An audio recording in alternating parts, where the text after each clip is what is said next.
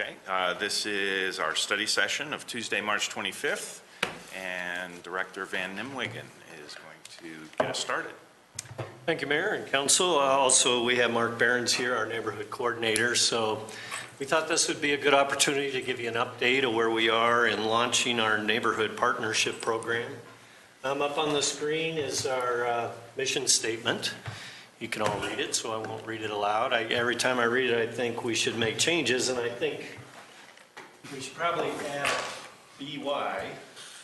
So, assisting the prevention of blight by fostering community partnerships, promoting neighborhood-based leadership, and supporting community-based problem solving. So, we're doing all that.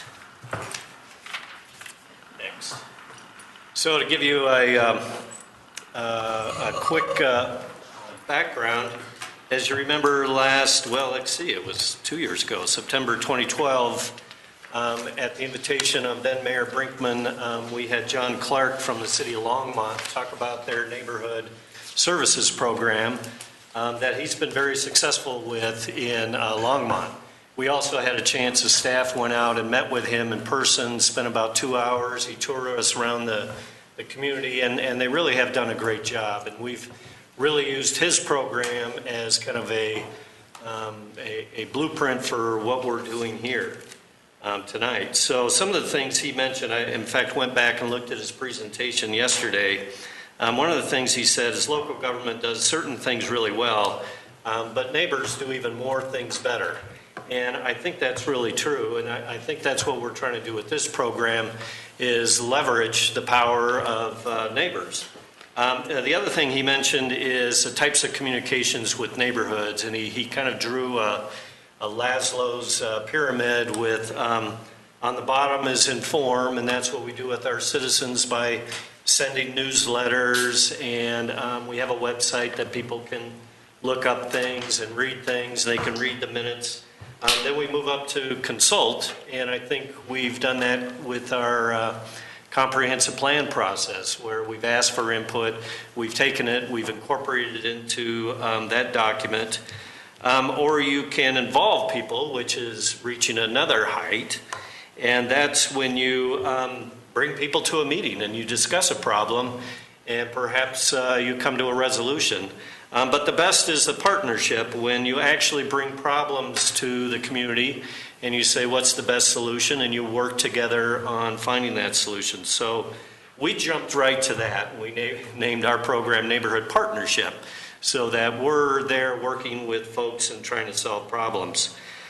His program really had three main aspects: how to train neighborhood groups, how to organize them, how to train homeowners associations, and then also providing grants. So organizing neighborhoods, training them to be good leaders, and then providing incentives and improvements back into their communities through neighborhood grants.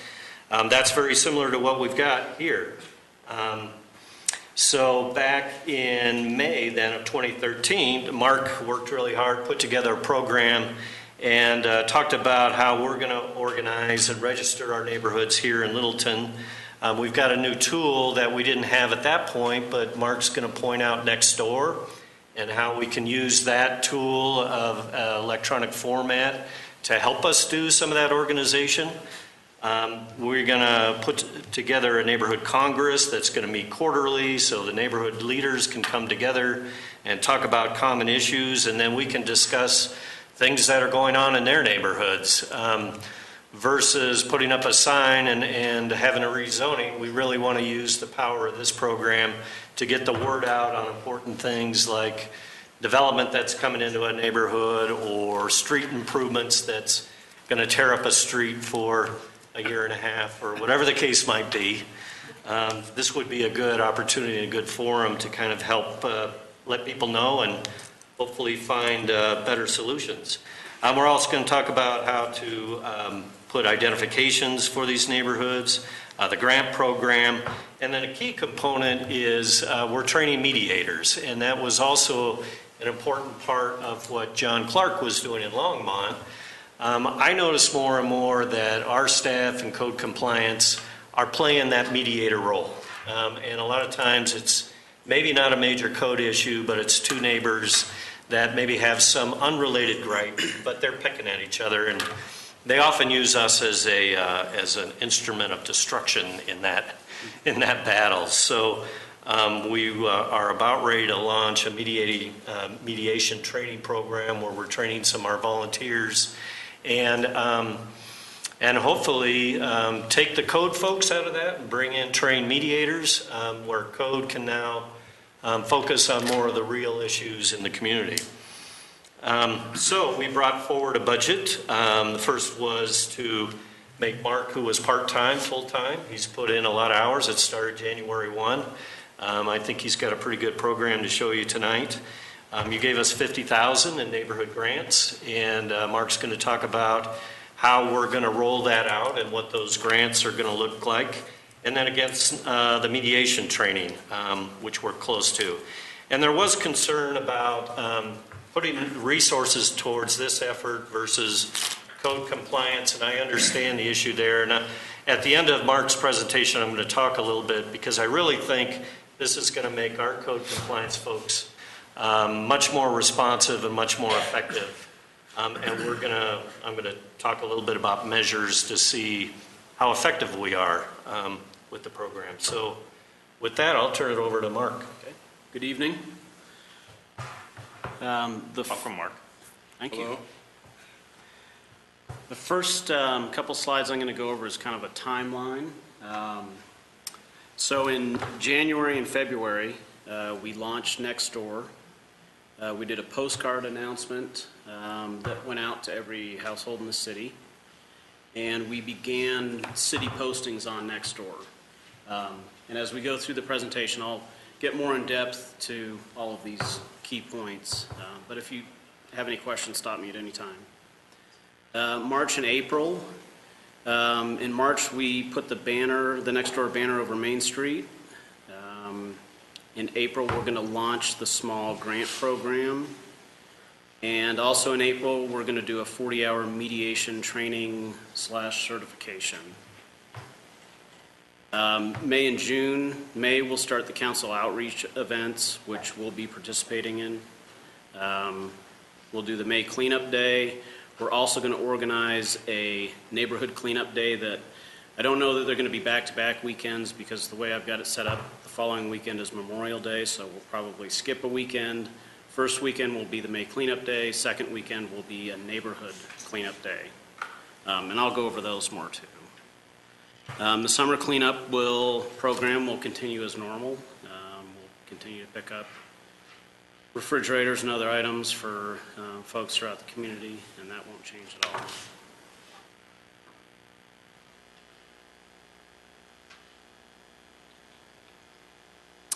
In July and August, we're going to launch the large grant program, and again, council outreach events for those months. September and October, we're going to hold our first neighborhood Congress meeting. In 2015, those meetings will be held quarterly, but we're kind of building speed here, so that's why we're only having one of these meetings this year. And then at the end of the year, we'll do a review of the program and assess any needs and make any changes. Mark, are you going to spend some time kind of saying what the Congress looks like and Yep. membership? Yep, Good. I'll cover that. Okay. So first we'll cover the council outreach events. Community development staff will be there, and we'll be promoting the neighborhood partnership program, and then we're going to gather feedback on specific needs within the individual groups. So an example of that would be grant project ideas, where they want to see these projects, what their ideas are, and we'll get some ideas for that before we actually launch the large grant program. We'll also be there to gather input on the neighborhood plans.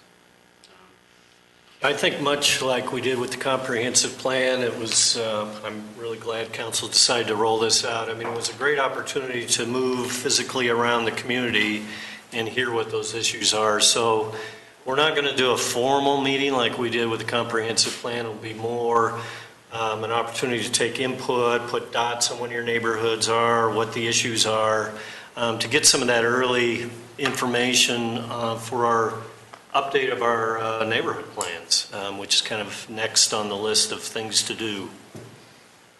And we've got some tentative dates, and I think the two confirmed, well, I know Stern Park is confirmed, that is in the Littleton report. And, I guess we have three. Harlow Park on the 22nd of July and September 23rd at the City Center.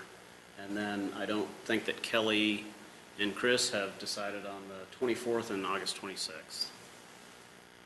Just, it's, potentially you were looking at steeplechase for the 24th. Yeah, I don't know that that's been firmed up with Steeplechase yet. Yeah, but I think that was the idea. Great. So, Yeah, I butchered John Clark's name too. I noticed it was J-O-N with an E on the end of Clark too. So I just want to be up front. You're not going on spring break. You're going Shoot, man. Sorry. so this is just a photo of the next door banner over Main Street, if any of you haven't seen it yet. Have you ever needed to borrow a ladder, find someone to mow your lawn, or learn when local road repairs will wrap up? There are so many ways our neighbors can help us. But these days, most people don't know their neighbors or how best to contact them. It's difficult to ask for help and advice without being a bother. Nextdoor changes all that with free and private neighborhood websites that make it easy for neighbors to connect and talk about the issues that matter. It's an online place where you and your neighbors can ask questions, stay in the know, and exchange local help and advice. Here you can meet your neighbors, get recommendations for local services, and learn about neighborhood events. Whether you want to spread the word about a new park, find an owner for that bookcase in your garage, or be alerted of recent crimes in your area, Nextdoor makes it easy to keep up with everything going on in your neighborhood. All recommendations are organized and archived, so next time you need a trusted dentist or electrician, you can find a great one in seconds. Nextdoor is a secure website where all members must verify that they live in the neighborhood. You can be confident that your communications stay within a trusted environment designed just for you and your neighbors. Getting started is easy. With just a few clicks, you can get up and running with Nextdoor for your neighborhood. As your neighbors join the website, you build a stronger and safer neighborhood. When neighbors start talking, everyone benefits. To get a Nextdoor website for your neighborhood, go to nextdoor.com/new. So that was just a promo video from Nextdoor, and now I'm going to take you guys to the website and we'll go over kind of how it looks from our end administratively, and it's a little bit different. It's not our website. We didn't pay for it. It belongs to Nextdoor in the neighborhoods, but it's been really successful and seems to be working really well.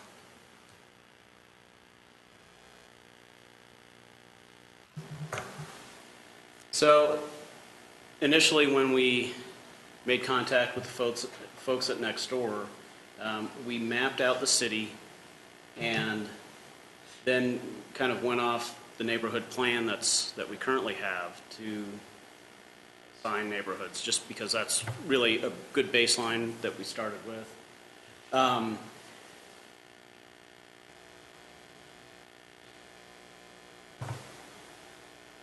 You can see where the neighborhoods are breaking off. So this initially was one large neighborhood, and now it's three. So as they're logging on and defining their own boundaries, we're seeing splits. There's also a split here. It's in between Oak Ridge and Kensington Ridge. And that's all done through Nextdoor. We don't have to administer anything with the website. That's all done through them. Now, can we modify this? Say we learned that we weren't quite correct, and in the future, could we modify the boundaries? Sure. And really that's done naturally through the citizens. So I was thinking. again, Oak Brook was one large neighborhood, including Kensington Ridge. When Kensington Ridge came on, they said, you know, hey, we're not really part of Oak Brook, even though we're mapped in with them. Next door verified that they are their own. They want to make sure it's not like a political rift or something like that. And so when everyone's in agreement, they'll let them branch off and make smaller groups. They're very careful to make sure you don't exclude a certain neighbor, so it doesn't turn into that sort of thing. But I think the beauty of this, a lot of times planners talk about mind mapping, what's really your neighborhood. That's kind of what's happening here on its own. Without our input and saying, oh no, you go all the way over to the Highline Canal, they're really deciding that on their own. And with this, is it residential address, or is it, if someone could use a business address? It's limited to residential, and we've talked to them about doing something a little bit different with downtown. But downtown is launched and verified neighborhood, so that might not be something we have to do. And really, they want to, for the most part, keep businesses out of it and just leave it to residential neighbors. Yeah, we're signed up on it, and it's interesting to see who else signs up on it. Yeah. Yeah. And kind of the way it works is you can talk to folks in your own neighborhood, and you can see bordering neighborhoods, but then it doesn't really go much beyond that. Now,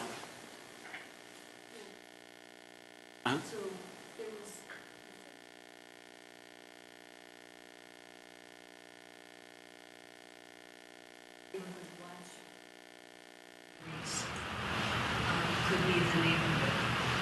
yeah, and so that can happen just like Kensington Ridge split off from Oak Brook. You don't have to be a formalized HOA to make that split. And I don't know exactly what all their criteria are, but if you're in a large group and you want to make a smaller group, I know they have a, you only have to have 10.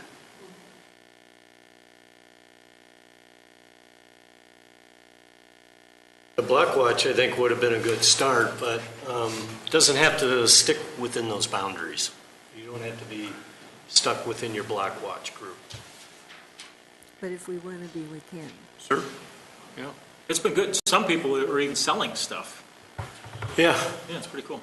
Yeah, you can sell stuff, borrow, like the promo video said, lawnmowers and things like that. Well, it's great for PD. I think, I don't know if you saw the one they did post where some cars were getting broken into downtown. And not all neighborhoods got that. Oh, just that it was downtown, so maybe it was Yeah. just the downtown area. So, and I'll go over this in a minute, but when the city posts, we can either post to the city as a whole or just select neighborhoods, which is helpful too, because, you know, some posts are only applicable to a certain neighborhood or a couple, and not everybody necessarily wants to see them. Yeah, I was just looking at ours. We have like 52 in our immediate area. It's pretty cool. Yeah. So these are the total numbers across the top. So as of today, we have 757 members. Claimed households, we've got 3% of the total households within the city. The number off to the right of that, 1,023, is the number that have been invited, that above, I believe, the 757 that have not responded yet. And kind of the great thing about this is it grows itself. We don't have to do much with it. The neighbors sent out the email invites to their other neighbors, and that's kind of how it works. You can see each neighborhood on the left-hand side, and it gives the name. And this is really the only data we get from them. But it gives the name of the person that started the group, if it's launched, and I'll go back up here. So the groups in green have had enough verified members, 10 or more, to launch. The kind of orange groups have members, but they don't have enough to launch. And the red groups have 0 members. And there's probably a reason for that. This area here, primarily the business park. Yeah. So if You have the Peninsula neighborhood that's Right. in there, so. And what I'm finding too is some of the More exclusive neighborhoods with active HOAs aren't necessarily participating. Why, I don't know. Mark, does Trailmark have one? Trailmark is in here. That's interesting. So they're at 9, so they need one more, Yeah, good. and then they'll launch. Now, if we had an address, you could figure out which group might be placed into? Yes. Like a specific property. Address, yeah. Now, and we're looking at the Littleton's view of this, not the neighborhood's view of it. Correct. So the neighborhoods don't have this page. They don't have the map, and they don't have all the metrics, the data. This is the other thing that we have the ability to do, that the neighborhoods don't necessarily, they can post to their own neighbors, but we can go in and select the post. We can choose either all the neighborhoods or we could select individual neighborhoods. And then specific, especially for police, all my posts have been general. There's a crime and safety section for police. And so this is one of the police posts about the new SRO positions, and then the other one, I'll go down here, was this crime alert. And when Trent Cooper posted that, he only shared it with 2 neighborhoods, so just the neighborhoods specifically affected by whatever was going on. Certainly the outreach meetings, this was something we could advertise them. Yep. So we can target the areas or notify the areas that we're targeting for each outreach meeting, although the entire city is invited to every one. But we'll probably just target the specific areas. Yeah, and we don't see anything, neighbors, discourses between each other, we don't see that at all. So that's between the neighbors. All we can do is kind of these anonymous, or I guess. Well, when we post, if someone replies to our post, we see that. But the individual conversations in the neighborhood, we don't see, like I said. So if somebody responded to Trent's crime alert, We could see that. where would that go? So it only goes to us. So Who's us, though? the poster. So the The city. poster, so it would go to Right. Trent? Correct. Oh, okay, good. Well, I mean, I could see it, but Right, but I'm thinking of spontaneity, or accountability. Yeah. It goes back to the person who posted it rather than maybe floating around for a week. Well, yeah, that's a concern. I know he raised that concern that if it's something serious, they want them to call 911. They don't want them to send an email. That's another point. Yeah, I wasn't thinking of it that way. I was thinking of it more along of way of, being responsive, because somebody doesn't get a response, they put it aside, they say, this doesn't work. They get a bounce back right away and they go, whoa. Because that's why the neighborhood watch worked when it worked and didn't work when it didn't. It was that issue of feeling like it was immediate, that instant kind of thing. well, and when we did the kind of introductory online meeting with Nextdoor, they cited specific examples where that immediate back and forth between neighbors after a police post has helped catch criminals that were running through neighborhoods, or You're right, they need to dial 911, but that's... And we had talked with Trent about making sure that if there's a post that is a real-time crime issue, that we're going to make sure that that is on there. Kind of reply to this post. And we can disable replies too.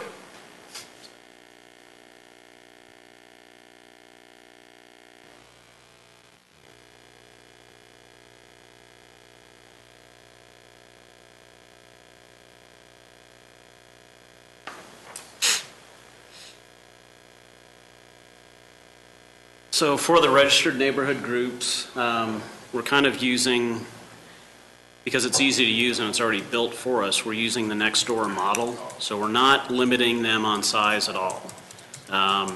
The only limit that next door has is you have 10 or more homes, which, you know, based on the geographical areas, that can be a small number, that can be, you know, a larger number. But I think we're going to not limit them on size, and as long as they have a defined geographical area and have launched with Nextdoor, or if they're not interested in launching with Nextdoor, and I apologize I left this off, must be a formalized HOA or a registered group through the city.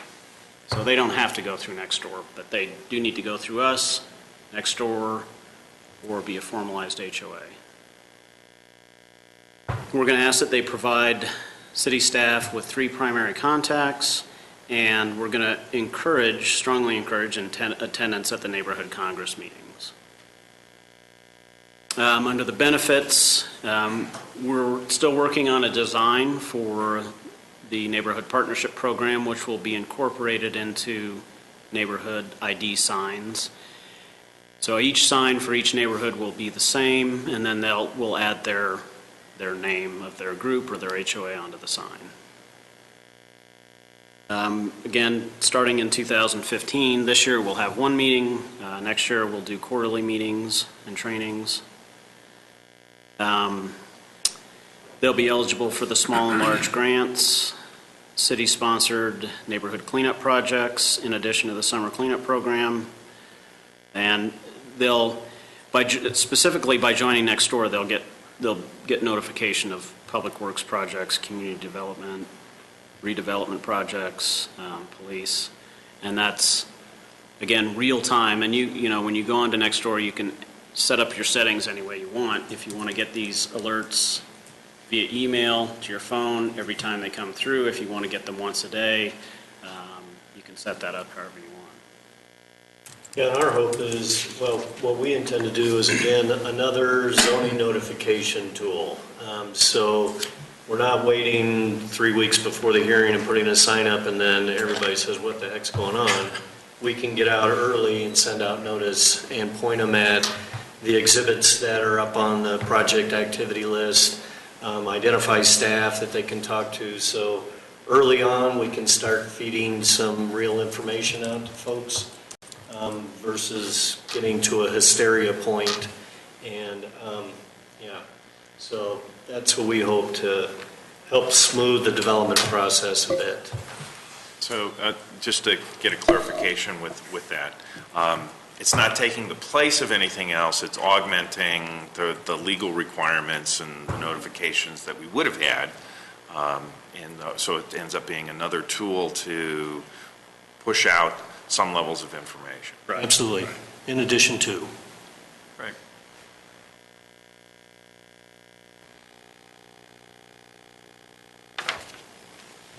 And the Neighborhood Congress, which used to be for apartment owners called RPAL, the Rental Property Association of Littleton. The quarterly meetings will be 2 to 2.5 hours.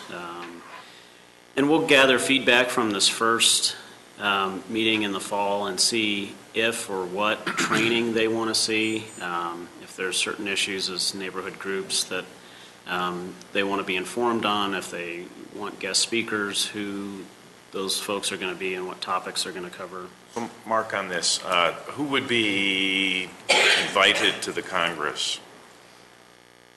Everybody, and if they all show up, then I'll have to hold several meetings. Okay. So you'll have some sort of RSVP just to find out what capacity you would need. Right, and I'll encourage kind of group leaders to attend, and that's kind of, again, taking its own form on Nextdoor.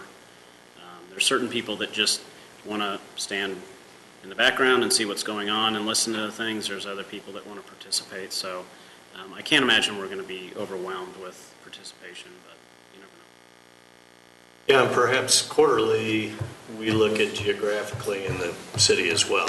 And if we do get overrun, perhaps then we limit the invitations to folks within that geographic area. But I think it'll work. I think one of the real nice things is apartment owners and residents and single-family owners a chance to actually be in the same room. And what we did before with our pal is Mark specifically met with the owners and management companies of apartment complexes, primarily because of the systematic multifamily review. But here's a chance to get everybody in the same room. So if you've got a gripe about an apartment complex down the street or vice versa, here's an opportunity to meet the manager and some of the folks that live there. During the meetings, we'll provide the attendees with police updates on development projects, again, things that they're going to be getting through next door. But during these meetings, we'll probably go a little bit more in depth than we would just on a posting. We'll give them information on the grant programs and cover any current grant projects and kind of go over where they're at with that. Talk about neighborhood cleanup projects, and then the advantages of, and this is really where we're going to try and sell the mediation program. Tell them how it works, the advantages, and give them any updates on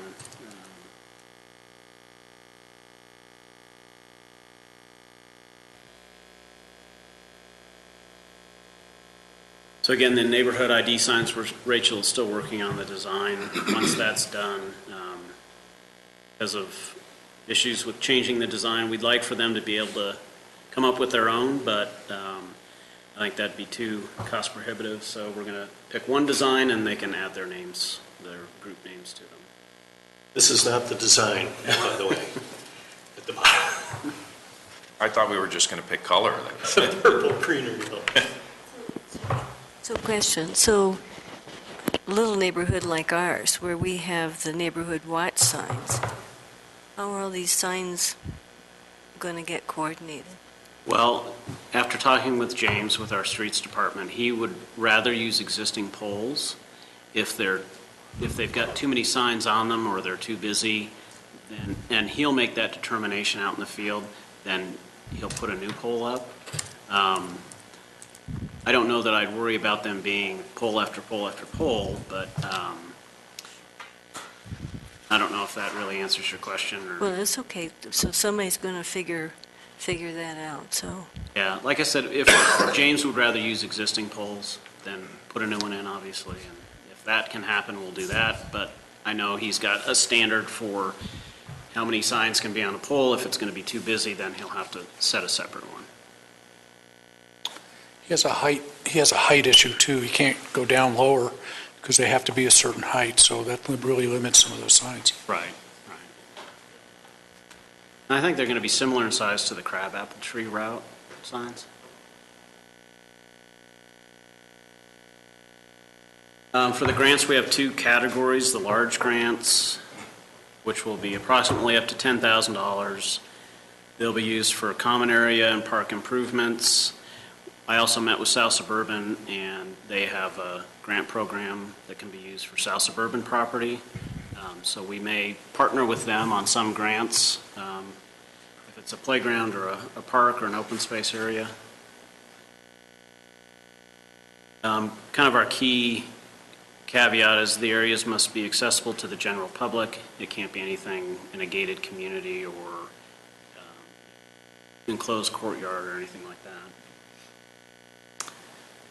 The small grants, they'll be up to, and I don't know if it's, Tiffany has a mark, I think it's $499 to avoid the tax issues, but we'll use those for National Night Out, block parties, neighborhood group startups. And I have newsletter assistants, but if they're participating on Nextdoor, they probably don't really need a newsletter unless they want to subdivide their group and it's an issue with Nextdoor, then maybe that would be a possibility. So would the small grants perhaps be smaller than that? Again, I'm thinking of mine. I'd be embarrassed to ask for a grant if I was going to get that much money. It's up to, yeah. Okay. So if you apply for a grant and you've got 10 people and you are asking for $500, we'll probably Yeah, well, no, because question that. the approximately maybe should be up to or something. Up to. Okay. Thank you. And then in addition to our summer cleanup program and the neighborhood cleanup day, if we've got neighborhoods that want to do a neighborhood cleanup project and apply for the up to $500 grant, they can do that. That could include a dumpster, 2 dumpsters. It might include equipment rental from Home Depot.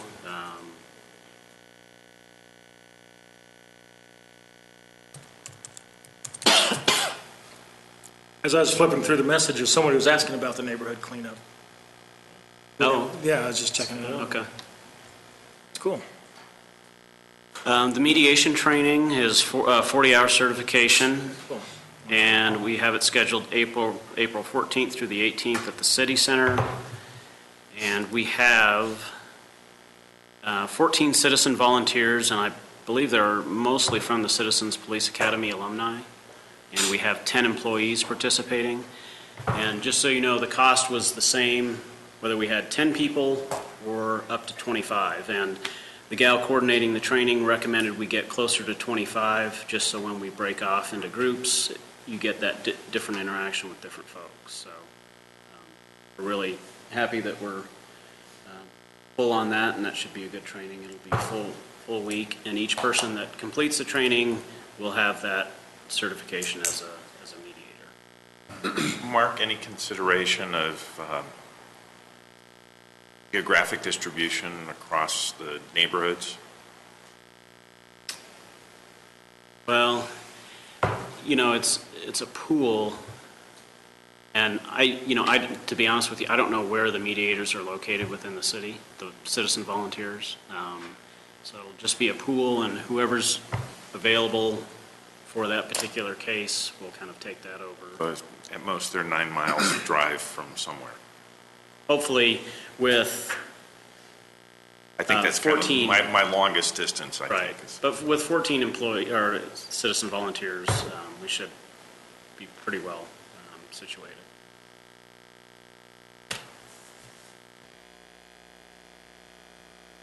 So again, Glenn kind of went over this, but we hope to utilize the volunteers in situations where we have the tit for tat, the back and forth, where it's consuming a lot of code enforcement, even police time. And if we can get a trained mediator involved and kind of getting to the root cause and trying to get that solved, then I think that will eliminate a lot of staff time and police time dealing with those issues where it's not the barking dog, it's not the car parked out on the street, it's really something that happened 4 or 5 years ago that has never been resolved. Mark, who will be the person who gets with the volunteers and kind of debriefs where they're at and critiques them and mentors them and that kind of thing as they do their job? Well, initially, in some of those aspects, it'll be me. And we're looking at trying to find a more qualified mediator to kind of, and it's tough because we're not going to pay them, so it'll be a volunteer to kind of step in and help out when that's needed. My main contact for the Mediation Association of Colorado, I think she would be interested in helping us out. This last bullet is we're spending more and more time with folks that are in a hoarding situation, and somebody will maybe make a complaint, it might even be PD, and we go in and there's serious social service issues or mental health issues. And our staff, God bless them, they don't just drop the ball there. They try and resolve those problems and get the right folks to help out. So I think this will help out code quite a bit because we'll have instant access to those kind of services. And that's also what Longmont does, is they have great partnerships with all the social service agencies around in northern Colorado. So, and it seems like every day we're across another hoarding situation, and it takes weeks to kind of resolve those problems. So, And the mediators can also act outside of the traditional mediation role. So if code enforcement is dealing with a long-term case where maybe they have special circumstances, and code has to keep going out and going out and going out and saying, okay, what do you think you can accomplish this week? You know, can you get these 3 things done, and then we'll meet again in 2 weeks, and that's, again, when a mediator can step in and fill that role and then just report back to the code officer and say, okay, is it acceptable that they have these 3 or 4 items done in the next 2 weeks? Yes or no? And that eliminates some of their time dealing with that. Same thing with the hoarding cases. A lot of times the initial contact is police or code, but then they have to keep going back, working with them. You should bring police and code back when that relationship breaks down with the mediator, and then they can re-involve themselves, but I think the ongoing care can be assigned to a mediator.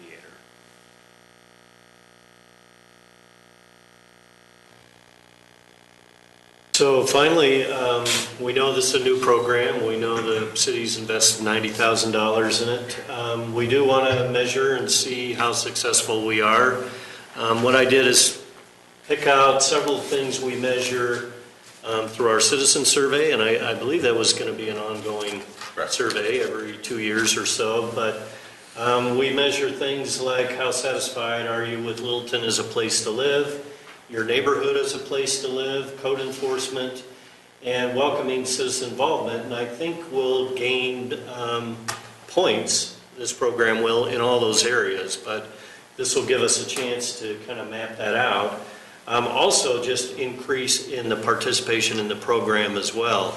I don't know if Mark mentioned, but just launching next door, we've added 50 to 100 folks almost every week since we've launched. So hopefully the program just gets bigger and better as we go along, but we'll watch that. And then code compliance activity. The bar graph is what we put in our monthly report for community development. And this isn't everything that code does, but what we did is separate kind of those blighting influences on a neighborhood. And these are number of complaints every month. So I'm guessing and betting we're going to see a reduction in some of those complaints. So we are sold on the fact that we want to measure our success and hopefully come back to you and show that this program, that there's widespread benefits. So with that, we'd be happy to answer any questions council may have. A program that we have right now is the shovel brigade, the snow shovel brigade. Right.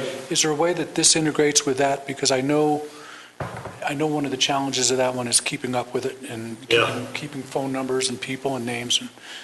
Good question. Yeah, That's been Mark's responsibility. Yeah, that's my responsibility, and that is a difficult program to staff. We kind of ebb and flow. When we get seasons or winters where there's kind of these 2 and 3 foot snowstorms, we have a lot of volunteers, which you wouldn't think that would be the case, but people don't want to go out and shovel 2 or 3 inches every couple weeks, and they want to really feel like they're helping people. So right now we're kind of on a downside because we haven't had those major snow events. Ultimately, I'd like to find a citizen volunteer. So we have a small cadre of folks that are wishing for more snow. All at one time. So Mark, is there a way in this that you could have a special interest that was the city had decided this was a special interest area, and let's call it the snow brigade, where somebody in this entire group of users might move to volunteer into that area and provide something? And that would be, you would have to, the way Nextdoor is set up, if they were using Nextdoor, you would have to have kind of a coordinator for each area, each neighborhood. Within the neighborhood. But that would be fantastic. If that kind of took off, and, you know, that's when I've done interviews on the Snow Squad program before, one of the things I've always said is it's a program we shouldn't have to have. And you should know that you have an elderly neighbor that isn't able to get out and shovel their snow, and you should go and help them. So if Nextdoor can kind of promote that and prompt that, and if a leader kind of emerges out of that, and if we can kind of gently push that, sure. Yeah, and with an aging community too, I don't know how we couch this where we protected people's information and medical stuff, but you do have neighbors who are very dependent on oxygen or not mobile at all. Sure. And the neighborhood would probably, certain neighbors would like to be aware of that and help, but maybe everybody doesn't need to know, must be a way, hopefully there'd be a way to manage that, where you could team people Yeah, up. and it's maybe or- something that I can talk with the technical folks at Nextdoor and see if there's a way we can Well, with feed it- that information in without, And if they're not, with an aging community like Littleton is, it's almost a model project if somebody really got good on that. Yeah, actually, the city of Boston has a program like that, where they have kind of group leaders on blocks. Now, it's a little tighter of a neighborhood, so you're not shoveling maybe as many feet of walk, but yeah, when I heard that, I go, that's still part, this is one of those examples that maybe the local government doesn't do it really well, and the neighbors could, so. because in years past, when we've had those major snow events, I've had 40-plus recipients on the list and 30 volunteers, and a lot of the volunteers will take more than one house, so I've had every person matched. But this year, because of some dry winters, we have 9 volunteers and 40-some-odd recipients. So, again, when people aren't having to shovel and really feeling like they're making a difference, they tend to drop off and lose interest. Questions from council? I do have one. On one of your panels, Mark, you had some individuals' names matched with the groups that are there. Are they coordinators or founders, or what's their relationship at? Founder is a better word. So they were the ones that made that initial contact with Nextdoor and agreed to either the predefined boundaries or change their boundaries and then sent out the invites. And there's different ways at Nextdoor, and they'll do it for you. They'll send postcards to your neighbors. They'll print your flyers and send them to you. Okay, and I know that Nextdoor is a no-cost service as far as the software is concerned for the city. How do they win in this? Well, they have investors, and it's the same group of investors that apparently invested in Twitter and Facebook. And I would imagine at some point they would want to target business ads. And according to them, it's local business. And it'll probably be set up the same way Facebook is. They'll come up on the sides of your screen. But other than that, I don't know what their plans are. And when it comes, we'll see it. Other questions from council? Just more of a comment. I want to salute you on what I know was a lot of work with this mediation program. I personally took that class, and the city has gotten a real bargain on that. It's $1,000 a person to take that class. I paid that, so I know. Something I would also, and we'll be in touch, but having taken the class is very beneficial, but having additional training is helpful, and we can talk about that in the future, about having these folks maybe do some other volunteer stuff and co-mediating with other people that know. And I know you've got that in the loop with the Mediation Association. Well, I kind of skipped over that, Randy. Yeah. One of the things we're going to do, so 2014, we're doing the certification. Years following, we're going to do ongoing training. So if the group says, hey, we need more training on HOA disputes or neighbor-to-neighbor issues or elder issues, then going forward, we'll provide that continuing education. Thank you. So I think this is super.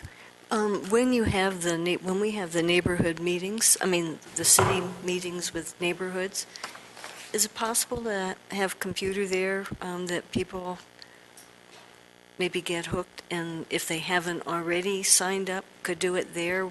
Well, Some people do. we looked at doing that, and you can do that with Open Littleton, but you can't do it with Nextdoor because they have to verify your address. So they have to kind of ping your address in one form or another, whether it's a credit card billing address or they mail you a postcard to your physical address, phone, and that prevents people from saying, well, no, I live in this neighborhood, when they don't, and they've got other agendas. So it's not something you can do on the spot.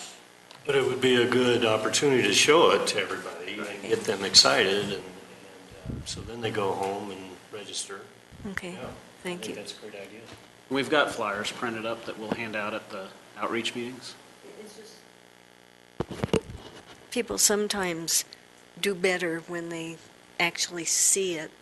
You know, it's just like that much closer to doing it, so.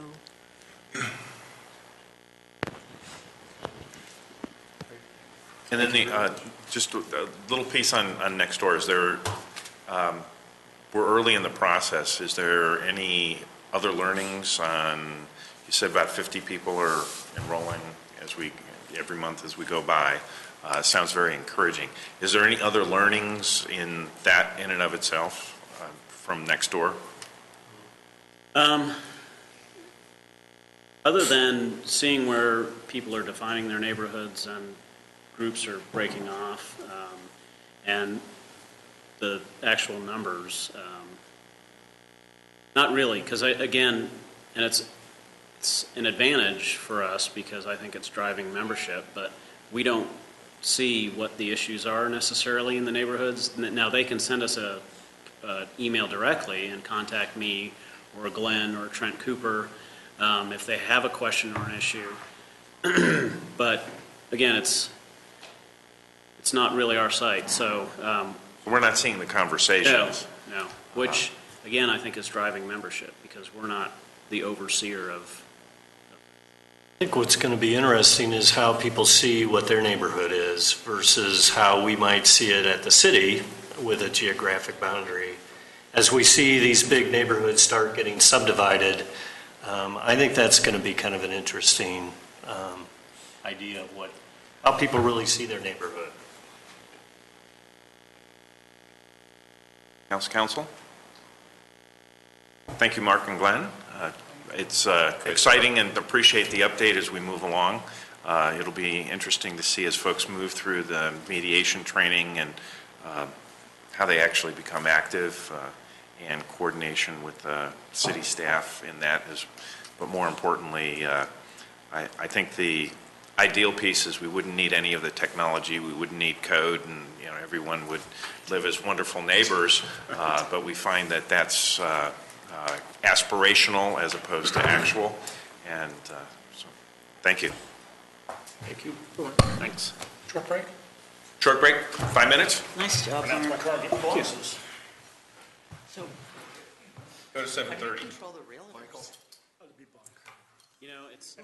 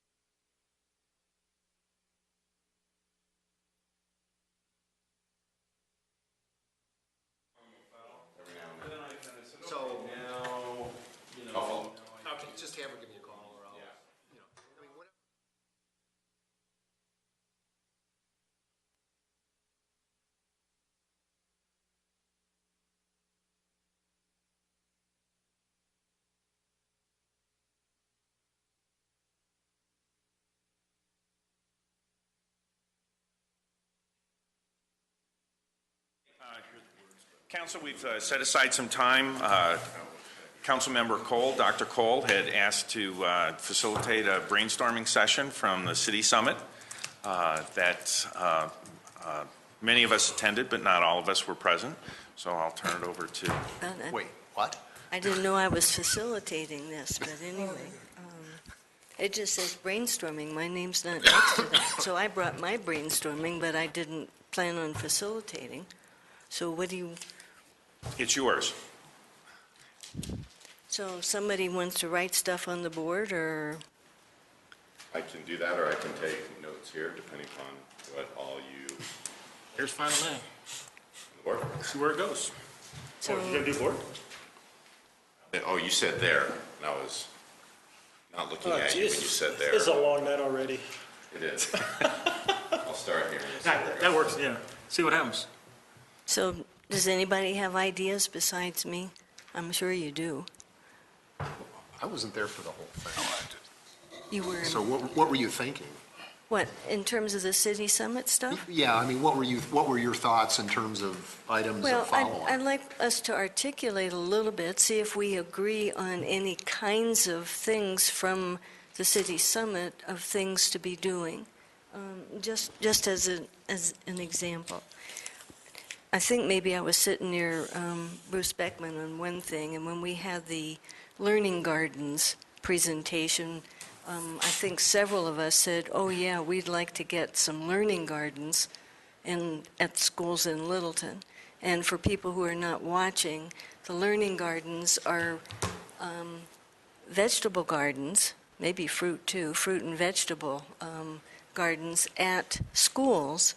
And the students help build these things, although they're modules. But they help with the construction, putting the dirt in and so forth, and then they grow the things, and then they eat things from the garden, and the research shows that students who participate in this have much better learning of the science concepts that are related. I think I'm getting that right. So I'm thinking, geez, is there a way maybe we can facilitate this with LPS?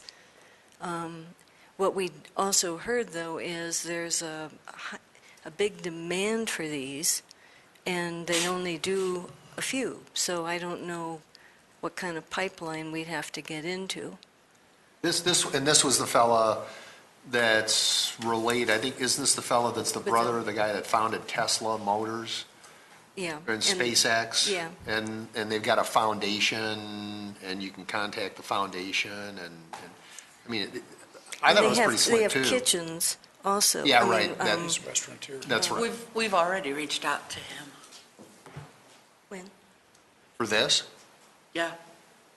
For his restaurant, Michael is contacted him and been given the quote. Oh, Kendall Musk. right, correct, yeah. But not for the LPS piece. Well, You have to It do, comes together. That's what they do. yeah, he's not. it's not two separate parts of his thing? I mean, he's got, because certainly the kitchen thing was, go ahead. The magnitude of who he Yeah. is such that we got a response, and so we have a name, and Oh, so good. we'll move, and it will be everything. So I would anticipate. Okay. All right, So that'd be great. we're sort of in the pipeline for this? We are trying to get a meeting scheduled. Along with LPS? No, just No. because Okay. Baby I gave steps. us a 20% chance of response from him, so Okay. If we have a response, that's all we have so far. If we get something a little bit more, do we have a sense of where we might get some money to fund this? Because I was thinking public-private stuff. All I did was contact him. Okay. That's it. And we tracked down his email address and contacted him, and I haven't done anything beyond that. I just heard of it from you, as a matter of fact. And so I've made that contact. My primary focus actually is on the restaurant side, not on the other side, because I haven't had any conversation with LPS, whether there's any interest on LPS's side. I think that'd be one of the places we want to start, is reach out and ask them, because ultimately we want them to take the lead on it. It's be on their property, be there for a view, be their program, and then if they want our assistance with whatever it might be, we can play a role in that. Okay, so- But I assume that So where I had it in my notes is their company is the kitchen, the restaurant business that they have. They've also done the kitchen community, which is where they've pushed through the gardens. That's the kitchen community, capital K, capital C on that. And what they typically look for is, with a learning garden, is a corporate sponsor that will have about $40,000 to put forth, and 40 volunteers over 2 days, because that's kind of the installation recollection that I have. And then they would work with the children at the school. They have a pretty good retention rate, although it's not 100% once they put in a garden. I don't know what they do during the off-season. I mean, there's lots of details that are there. And I think of them as kind of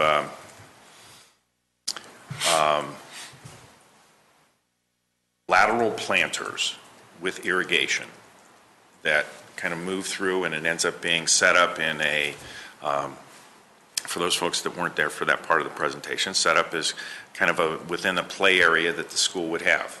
So that it's, as you think of as planters, it's elevated, so you don't have to worry about the folks in kindergarten or such trampling the plants.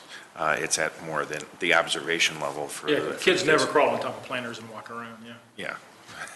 I didn't say it was perfect, Jerry, but That's why they put nails up there. yeah, like picture my nails. recollection. So but their interest very much is to try and do that somewhere in conjunction with the kitchen, so that their staff, the kitchen being, that's what their restaurants are called, because they have one in Glendale that they just opened as well. And that they like to have their staff somewhere around it. So, for folks that didn't And rent some places, they actually have them on flat roofs of schools, if there's a flat roof, but, Deb? I think it's a great idea. I think the guy's brilliant, Yeah. and he's doing a great thing. I don't think, my interest in it is that it's a great idea, and I think LPS would be a great beneficiary, but it's their gig. It's their property, it's their land. It's used as a teaching instrument. They have to get total buy-in from a teacher or more than that to do it. If they want to recruit a corporate sponsor for it, there's more buy-in, there's more commitment when they're doing it. So I think if it's something that we want to send some sort of communication to LPS that says this is a good idea, this is what we know about it, you might want to check it out, then that would be great. But other than that, I'm more interested in getting his restaurants here. Bill? Yes. No, I was just going to suggest that, I actually think both the ideas are good. If it does potentially present an entree to work together with LPS, but, there's a variety of other entities in and around town that could be potentially willing to do stuff like this, like the realtors, for example, who had done some of the safe routes to school kind of stuff, the Binning Foundation, Norm Stucker and the Littleton Business Coalition. So, a combination of those, just making the phone calls and then letting LPS prime it might be a slick deal. But, yeah, I think it's worthwhile. At this stage, I'd leave it to staff and see what we get. And I certainly would love to have one of their restaurants, because it's kind of a garden to table kind of approach that they use. the meeting is early April, so I can follow up with council in later April. Great. okay, so another idea out of the city summit. A minor idea from, I think this is from Mr. Florida. In developments, of course, we have rather limited options here, particularly things already been approved, but so they're off the table. But trying to cluster people in communities.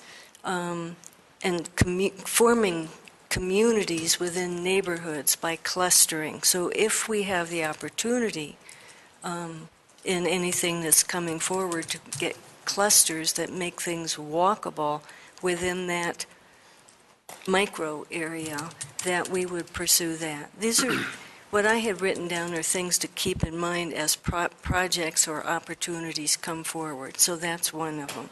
Because the notion is bringing people together, and that relates to another idea that was presented this year and also last year of creating in a positive way places where collisions among people happen. You bump into someone at the restaurant or whatever, and you get to talking, and ideas get exchanged, and you create a synergy that you can't create otherwise. People with slightly different backgrounds suddenly see something from a different perspective, and then together something moves forward.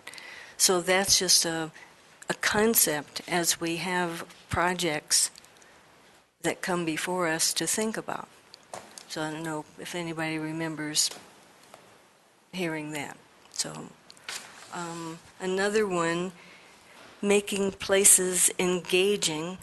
You may remember the quote from one of the presentations, when places get boring, even rich people leave. So trying to make some of the places in the city more engaging for people through maybe sculpture gardens or other kinds of unusual things. So, does anybody?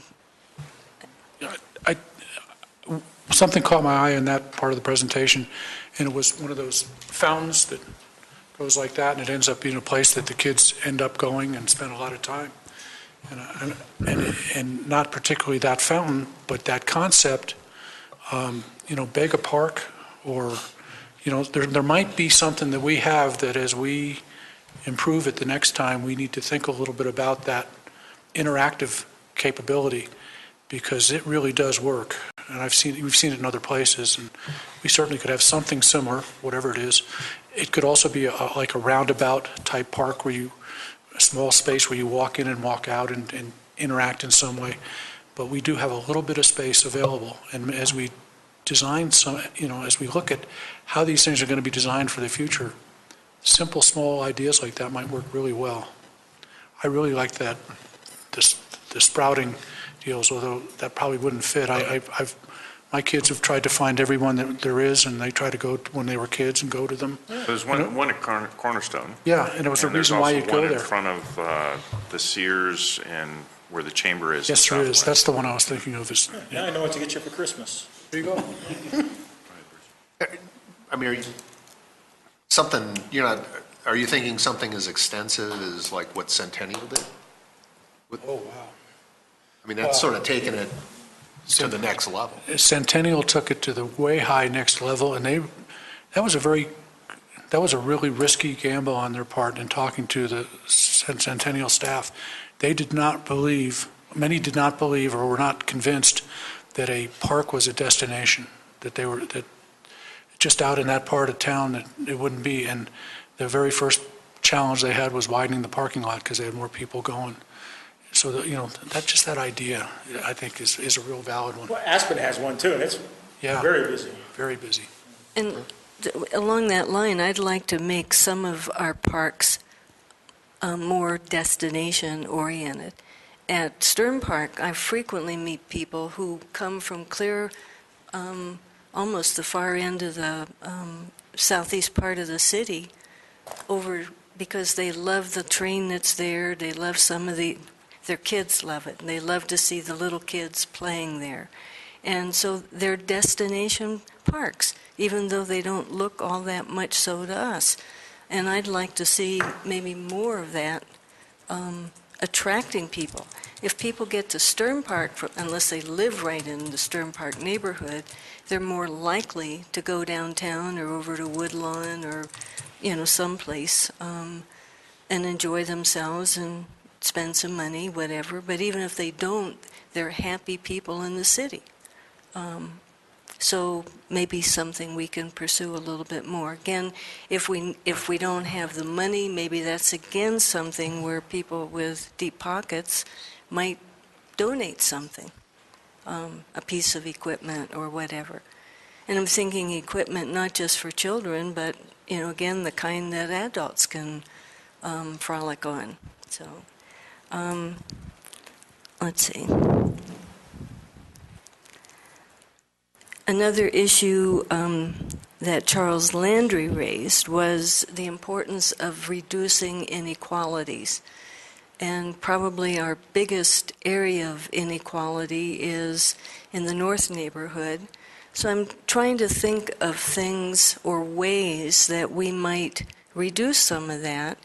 And I'm thinking, I don't have to think of that. What we need to think of maybe is trying to get out and have meetings with people in the north neighborhood to see what it is they would like to make their neighborhood more of what they like.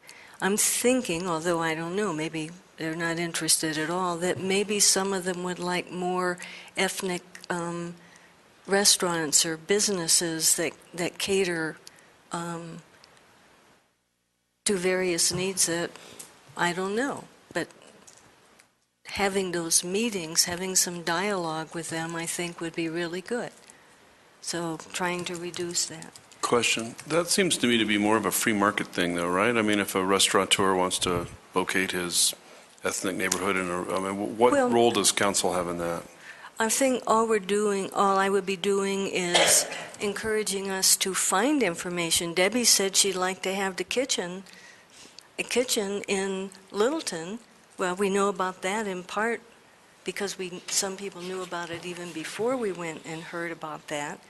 And then some of us didn't know, and we heard, and we said, geez, we would like that here. So we put out a feeler to somebody. Did you realize that you have a population that would love this and probably your business would thrive here? So you're saying that's a community development matter? Probably. Okay. So it's part of, I think, those neighborhood outreach things that we're seeing. So this idea was from last year's leadership, the Rocky Mountain Urban Leadership Symposium. Peter Kageyama, I think is his name. He emphasized the importance of small, intimate, personal areas, which relates a little bit to some of what this year has talked about, too. There was an example of, I think this was in a river. I know it was in a river. Somehow or other, they created a fire feature, permanent fire feature in a river, which, the contradiction is, is obvious, but somehow they, got the probably gas pipes out into the river and created fire like instead of a water fountain, it's a fire fountain. Eternal flame type thing. Yeah. And whether or not that might be possible, particularly as we consider some of what we're thinking about to try to get more activity focused toward the river, but some kind of creative things like that. Let's see. And then there was another one again last year in that presentation. Some bridge that I can't remember if it crossed a road, what it crossed, but it was a covered bridge, and they had swings on the bridge. I don't know what exciting we might put, if anything, if we'd be allowed on the pedestrian bridge down at the light rail at Mineral. Imagine people driving down and see people, on swings or something else in that covered area. But I'm just saying, think outside the box of things that people notice and say, man, I'd like to come and see that. And the other thing I had already mentioned once before, and several other people have, and some people with the fine arts, is a focused area for sculptures, for really, a whole sculpture garden. And I'm not quite sure where we could put this, preferably someplace near downtown, if not in downtown. This also might be through public-private partnership and donations or whatever, but a really, really nice collection of outdoor sculptures. So those are just some of my ideas, because I'm just trying to see how can we get more attention to bring people to Littleton. So, other people, any ideas?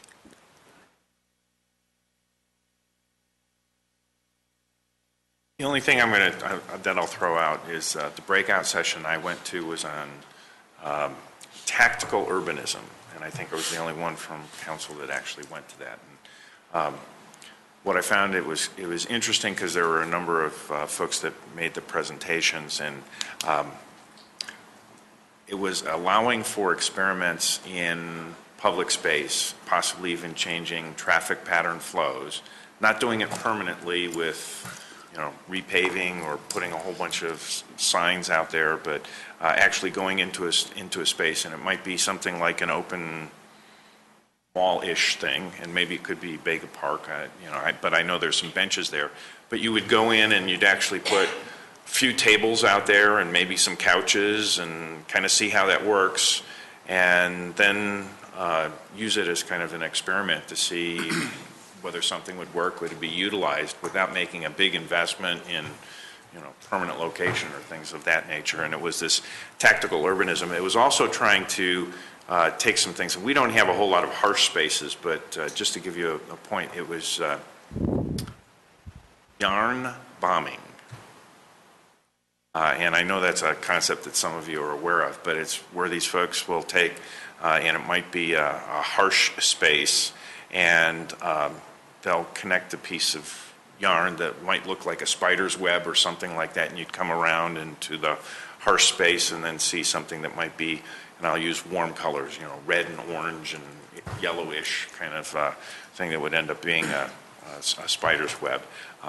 But I loved it. It also fit with, I'd heard the director of transportation in New York, they used this approach of not doing something permanent, but to see how it worked is in the Times Square. If you've ever seen how Times Square has been redesigned, because 80% of the space, or 80% of the traffic was at that point in time pedestrian, but 80% of the paving was for vehicles, and they've now readjusted that. So now there's a lot more space for pedestrians to work through that, but they didn't first set up a whole bunch of curbs and things like that. They kind of used paint and gravel and things like that to kind of designate the space to see whether it was actually going to work before they did it. So it was kind of the opportunity to do some things at a lower cost, low risk, but try it out before moving into it. So I do remember one other thing. that was the tactical urbanism. That was my summary. The iconic architecture. Now, we've got several projects that are already online, coming down the line, so I assume we can't do anything about this, but an awful lot of people don't love the cookie-cutter, high-density buildings that are looking alike all over the metro area. And if I understand correctly, we can have some architecture guidelines. Oh, certainly. And that's one of the big ones that I'd love. An awful lot of people don't want something popping up like all along the light rail. The council is having a study session with the planning board at the second study session in April. And I would suggest, because that's where this would start, that you could bring it up there and ask them to start to look at it, and staff can work with the planning board, and because they would be developing what those architectural standards would be. Could you cue that on the Absolutely. agenda? Yep. Yeah, I can thank do you. that. You're welcome. Thank you.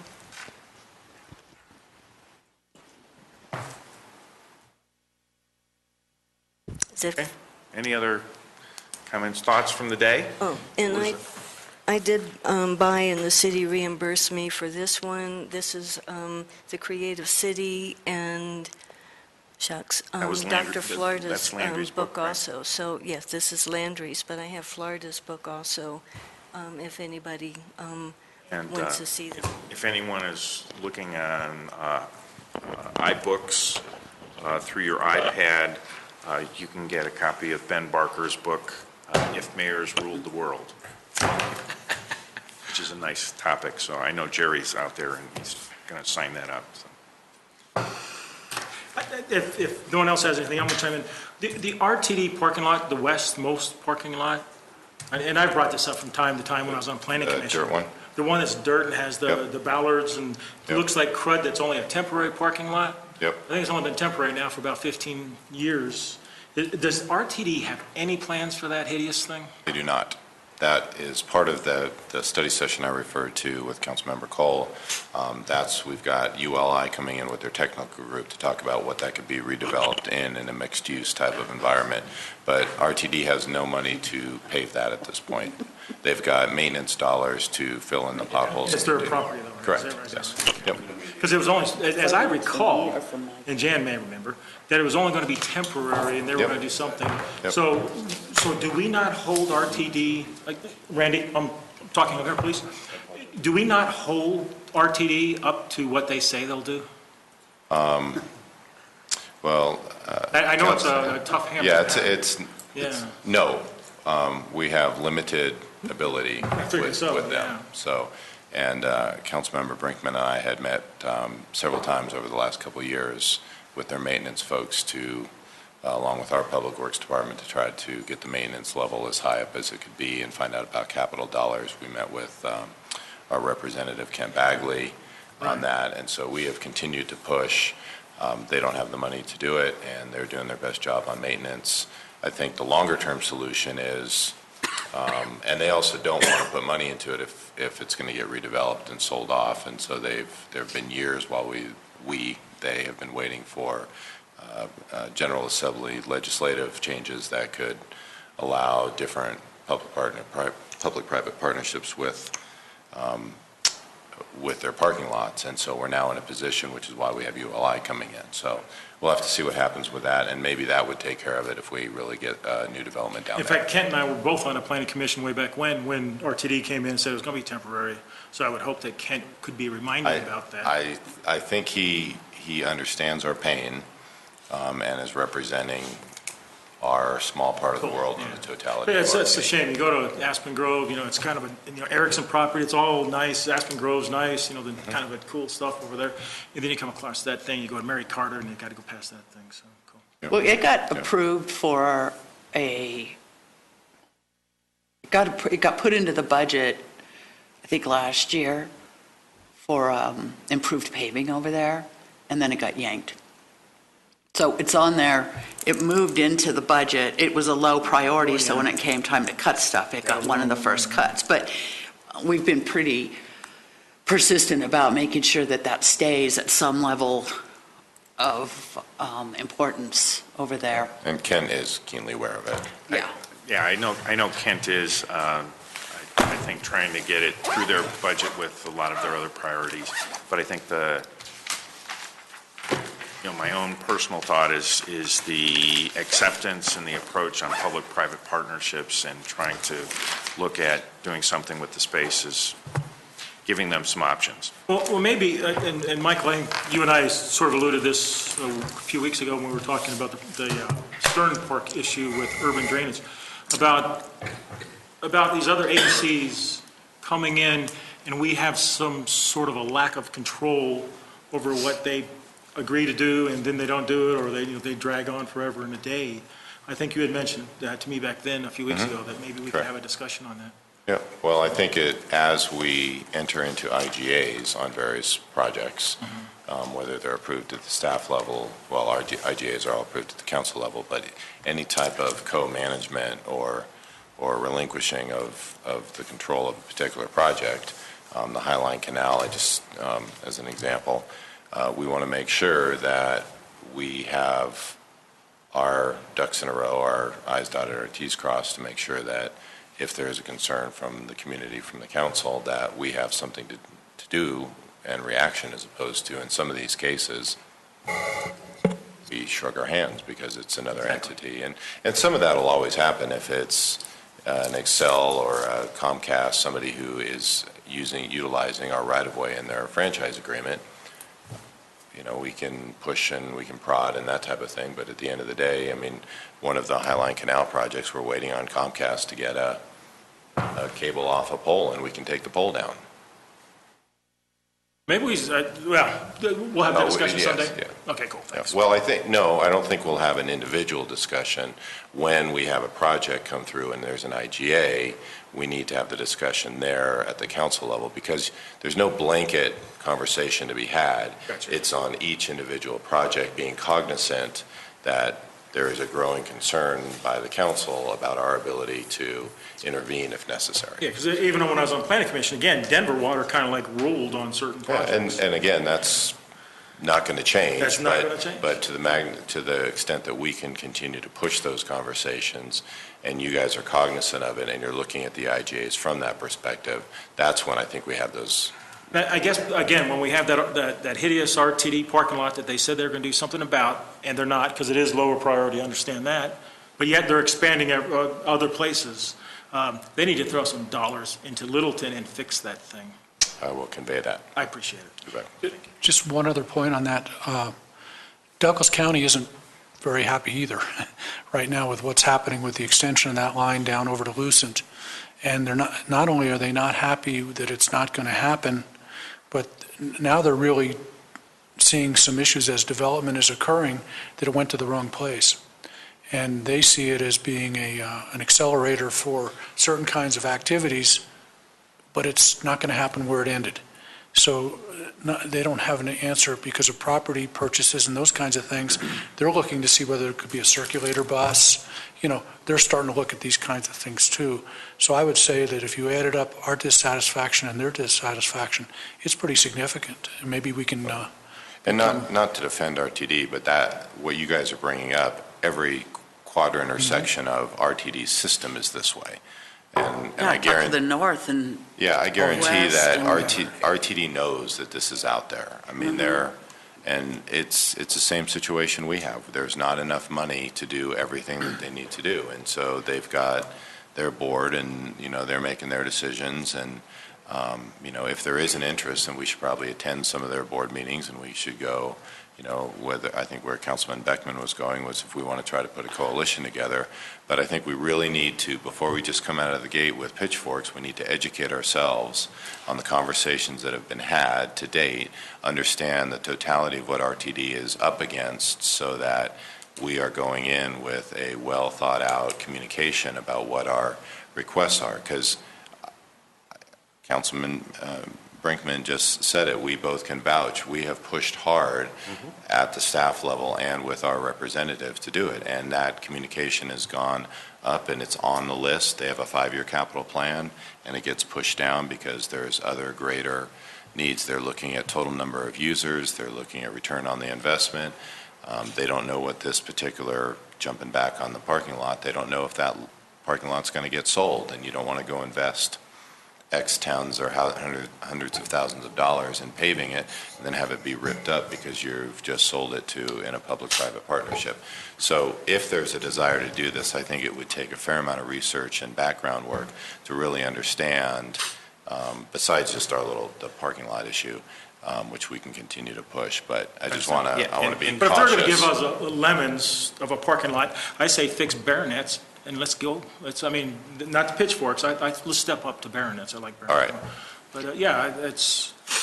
But I do appreciate your work. And I realize. Jerry, on that parking lot, I've had a number of citizens who've commented over the last number of years about how come they don't have to take care of it like we have to take care of our, and they are.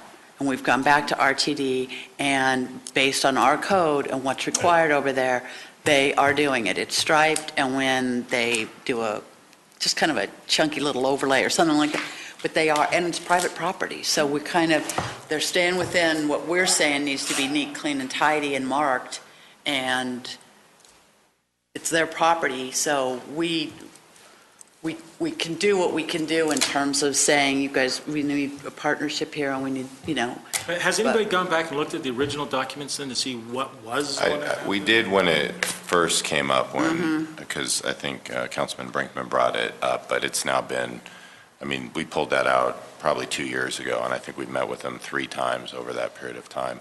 I would, I think there'll be RTD representatives here for that August 24th, 5th meeting, whatever date that is. And so it's an opportunity, wouldn't. Bring our baronets, all right. Well, no, the intent of that is to talk about what could or should. Or I would say bring your honey to that meeting, Yes. but you can You have bring your, the honey, I'll bring the baronet. okay, you can have the baronet in your back pocket for that meeting. The point was that there's an opportunity, because there'll be some RTD staff there, for you guys to bring it up as well. But you certainly- work it whatever you can anyway. No, so- and I certainly will, And that's what I Chair. appreciate. Yep, you bet. And we will. Cool. So, very good.